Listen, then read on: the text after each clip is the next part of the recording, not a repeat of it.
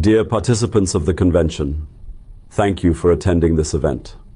With Israel's brutal assault on the people of Gaza, slaughtering of thousands of children, women, journalists, doctors, effectively a genocide of the Palestinians, disturbance in international maritime waters, and continued war in Ukraine, the world is heading towards a grave international crisis. Pakistan is also embroiled in internal conflict never seen before in the history of Pakistan. The entire state machinery is bending the law and the constitution of Pakistan just to keep me and my party out of the electoral process. In doing so, they have made mockery of the law and destroyed not just the political, but the moral fabric of our society. It started when the military establishment became agitated with my push for an independent foreign policy.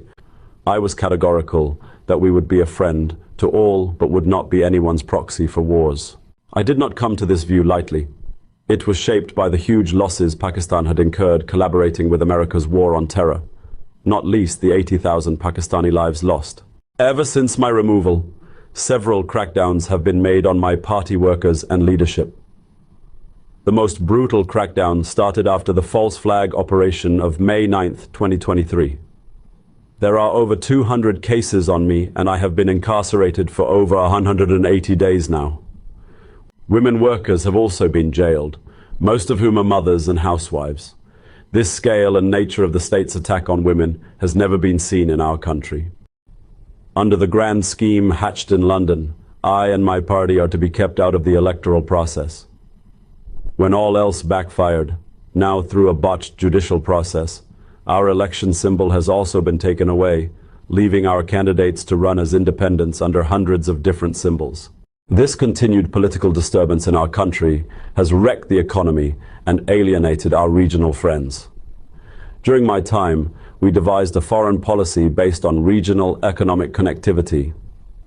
We were aggressively pursuing this vision via reaching out CIS states, Russia, and renewed relationship with China. We offered facilitation to bring Iran and Yemen closer to Saudi Arabia.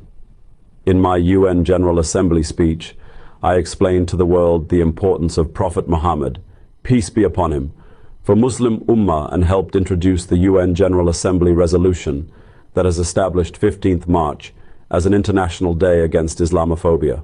We facilitated US and Afghanistan for Doha talks for a peaceful exit of US from Afghanistan. But due to sudden exit of Ghani regime, things quickly deteriorated and we saw chaotic scenes of US withdrawal. I am told that at certain level Biden administration blames me for the messy US withdrawal, but this is far from the truth. Our government policy vision was regional economic connectivity. I extended my friendship hand to India in the very first speech after winning the elections, but at every point RSS-led Modi regime shut us down. And after the illegal alteration of the status of Indian-occupied Kashmir and its transformation into the world's largest open prison by a belligerent Modi regime, it was clear that their intention was not normalization. Kashmir is a cornerstone of our foreign policy, and we took a firm and principled stand on this issue despite the challenges.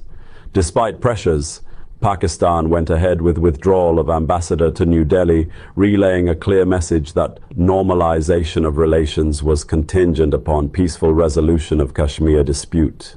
What is needed for Pakistan is a strong, truly representative democratic government and a democratic framework governed by rule of law and our constitution. I would like to call on all who believe in democracy and peace to stand by us and speak out against the present massacre of democracy and rule of law being carried out in Pakistan. I thank you all for attending the conference. Pakistan Zindabad.